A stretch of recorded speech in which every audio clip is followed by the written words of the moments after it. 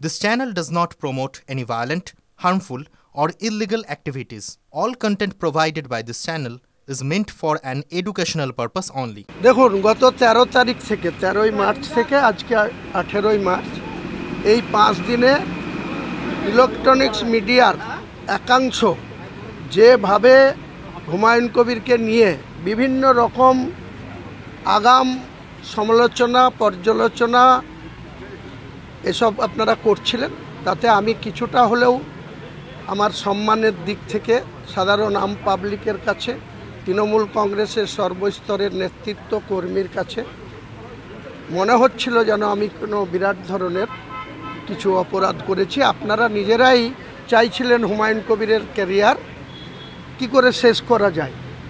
এই মিডিয়ার একটা অংশ এই ধরনের তৎপরতা আমি বিগত 5 দিনে দেখছিলাম। তো আপনারা ভালো করে শুনে নেন।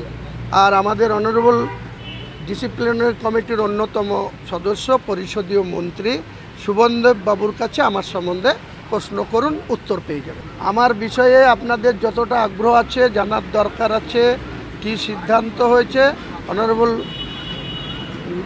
মেম্বার যারা ডিসিপ্লিনারি কমিটির সম্মানীয় সদস্য সুবনদেব বাবুর কাছে আপনারা জিজ্ঞাসা করুন, উত্তর আপনারা পেয়ে যাবেন। আমি এই মুহূর্তে কোনো কিছুর উত্তর আপনাদের দেব না।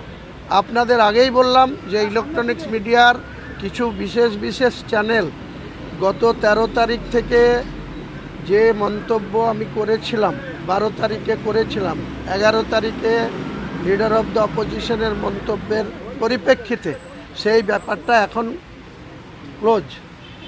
এখন আমি আমার দলের যে শৃঙ্খলা কমিটি সেখানে আমি ডেকেছিলেন, উপস্থিত হয়েছি, খুব সুন্দর আলোচনা হয়েছে। ওনারাও আমাকে কিছু উপদেশ দিয়েছেন, আমিও ওনাদের কাছে কিছু আবেদন রেখেছি। ওনারাও আমাকে কমেন্ট করেছে যে আমার কথাটা গুরুত্ব দিয়ে দেখবেন। আমিও ওনাদেরকে কথা দিয়েছি আগামী দিনে তৃণমূলের শৃঙ্খলার প্রশ্নে আমি খুব সজাগ থাকব এবং সতর্ক থাকব।